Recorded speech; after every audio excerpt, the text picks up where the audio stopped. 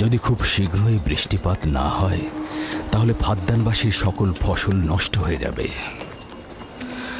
আশা করছি মহান খোদা অতি দ্রুতই বৃষ্টিপাত প্রদান করবেন। ওখানে কি হচ্ছে বাবা? এটা ফাদ্দানবাসীর প্রাচীন রীতিনীতি। এখানে ইস্তার নিয়ে কেউ কটু কথা বললে তাকে আগুনে নিক্ষেপ করে হত্যা করা হয়। বিচার করা হয় না সে সত্য বলেছে কিনা।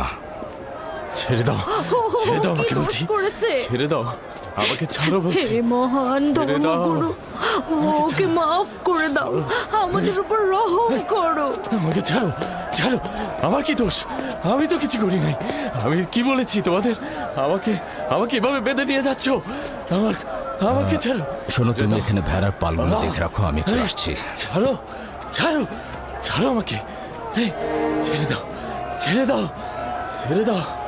এই, তোমরা তোমরা নির্মমতা করছো, তোমরা আমার উপর নির্মমতা করছো। আমাদের রহম করো। ছেড়ে দাও, ছেড়ে দাও। এই, আমার কি দোষ? আমার কি দোষ? আমাকে ছাড়ো, ছেড়ে দাও। এই, তোমরা আমার উপর অবিচার করছো। ওই যে দেখো, ইয়াকুব কি রাখাল, করছো? গভর্নর লাবানের জামাতা। এটা ঠিক করছো না। আমাদের উপর দয়া করুন, আমাদের উপর রহম করুন। পাপের শাস্তি একটাই। ফাদ্দানবাসী, তোমরা দেখে রাখো, তোমরা অবশ্যই শাস্তি পাওয়া উচিত। একদম ঠিক না, আমার উপর অবিচার হচ্ছে। আমি কিন্তু আমাকে এভাবে অমানবিক ভাবে পড়ানো হচ্ছে। এটা তোমরা সহ্য করো না, তোমরা জেগে ওঠো। রক্ষা করুন, ওকে রক্ষা করুন। আমাকে বাঁচাও, বাঁচাও ফাদ্দানবাসী, আমাকে বাঁচাও ফাদ্দানবাসী। আমি বলছি আমি কোনো অন্যায় করিনি। অভিযুক্ত ফারাজ ইস্তারের শত্রু ও পাথর দিয়ে ইস্তারকে আক্রমণ করতে চেয়েছে এবং আমাদের খোদাকে অসমর্থ ও নালায়েক বলে আখ্যায়িত করেছে। ফাদ্দান শহরের প্রাচীন রীতিনীতি অনুযায়ী যে আমাদের খোদা ইস্তারকে অবমাননা করবে তাকে অবশ্যই আগুনে নিক্ষেপ করে হত্যা করা হবে। ফাদ্দানবাসী, তোমরা কি এরকম চুপ করে পাথরের মতো আমাকে দেখে যাবে? তোমরা কি কিছুই বলবে না? আমাকে এরকম অমানবিক ভাবে অত্যাচার করে পোড়াতে যাচ্ছে এই লোকজন। তোমরা কি কিছুই বলবে বেচারা না? ফারাজ। তোমরা কি নিশ্চুপ হয়ে সারা জীবন দেখে যাবে? ফাদ্দানবাসী, দয়া করুন, রক্ষা করো আমাকে। কেউ তো এগো, একদিন আমার মতো তোমাদেরকেও এভাবে পুড়িয়ে ফেলবে ওরা। তোমরা চুপ করে থেকো না, স্বামীকে তোমরা এভাবে আমাকে মেরো না। আমার প্রাণ ভিক্ষা দাও, আমাকে এভাবে মেরো না। বেহুদা কান্নাকাটি করো না। হয়তো রক্তের মূল্য পরিশোধ করো, নয়তো আগুনে পুড়বার জন্য প্রস্তুত হও। তাকে আগুনে ফেলো না, আমাকে এভাবে পুড়িয়ে মেরো রহম না। করো, আমাকে প্রাণ ভিক্ষা রহম করো, দাও, ওকে ছেড়ে দাও। হে দাও। ফাদ্দানের জনগণ, আমাকে মেরো না। আমাদের রহম আমি একটা কথা জানতে চাই, তার রক্তের মূল্য কত? মূল্য কি তুমি পরিশোধ করবে? না, ও নিজেই তো ইস্তারের শত্রু।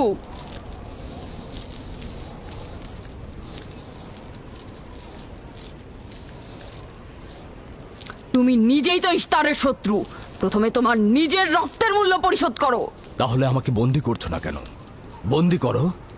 অগ্নিপিণ্ডের মধ্যে নিক্ষিপ্ত হওয়া তো আমাদের বংশের প্রাচীন ঐতিহ্য। আমার দাদা ইব্রাহিম, উনিও তো একবার নমরুদের আদেশে অগ্নিপিণ্ডের মধ্যে নিক্ষিপ্ত হয়েছিলেন। এখন পর্যন্ত তুমি যে গ্রেপ্তার হওনি তার কারণ তুমি হচ্ছ গভর্নরের ভাগিনা। তার অর্থ দাঁড়াচ্ছে এই যে আমার মামা গভর্নর লাবান ইস্তারে খোদাকে অবমাননা করতে পারে কোনো শাস্তি ছাড়াই। ওকে গ্রেপ্তার করো আর ওর দাদার মতো ওকেও আগুনে নিক্ষেপ করো।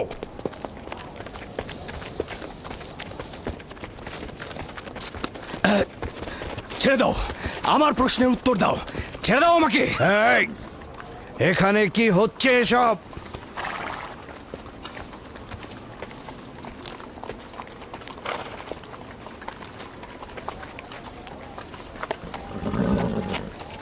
ওকে ছেড়ে দাও আর অভিযুক্তকারীকেও মুক্ত করো।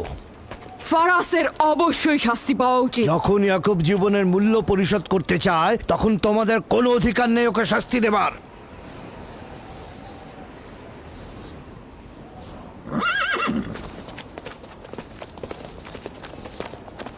তাকে মুক্ত করে দিন।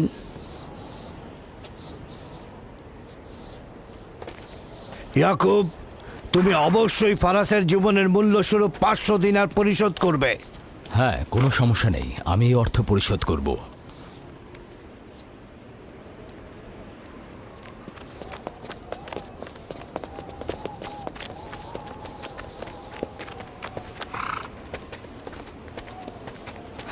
খোদা তাআলা আমার দয়ালু মামাকে হেফাজত করুক।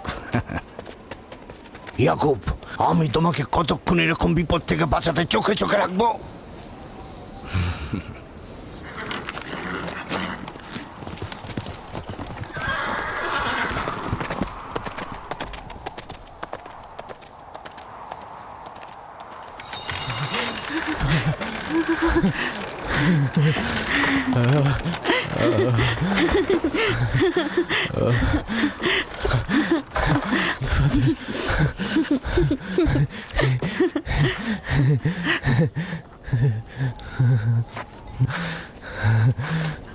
আপনি মহান, আমরা কৃতজ্ঞ, আমরা অনেক কৃতজ্ঞ আপনার কাছে। আমার জীবনের মূল্য স্বরূপ যে অর্থ আপনি প্রদান করবেন তার বিনিময়ে সারা জীবন আমি আপনার কৃতদাস হয়ে থাকবো।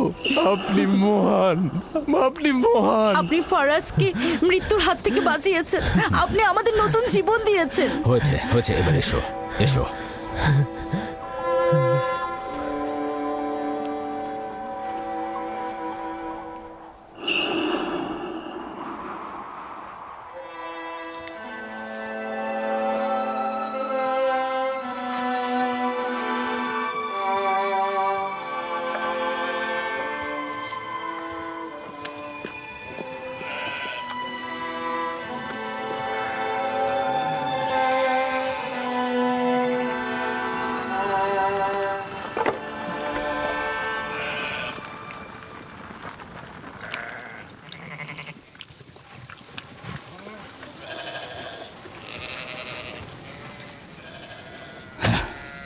লোকটি আসলেই খুব ভালো, আসার পর থেকে শুধু কাজই করে যাচ্ছে। বছরের পর বছর ইস্তার, ফাদ্দান ও ব্যাবলের লোকজনকে অন্যায়ভাবে কোরবানি দিয়ে আসছে। আজ তোমার পিতার জন্য আমি ও ফারাজ বেঁচে গেছি।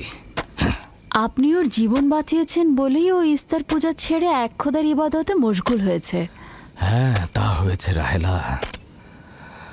আসলে যখন সে মৃত্যুর হাত থেকে রক্ষা পেয়েছে তখনই এক খোদায় বিশ্বাস এনেছে। আমাদের মুসাফির কখন পৌঁছবে? খুব শীঘ্রই হে খোদার নবী, বেশি দিন বাকি নেই। বছরের পর বছর তোমার সন্তানের প্রতীক্ষায় রয়েছি। যদি খোদা চায় তো খুব শীঘ্রই এই প্রতীক্ষার অবসান ঘটবে।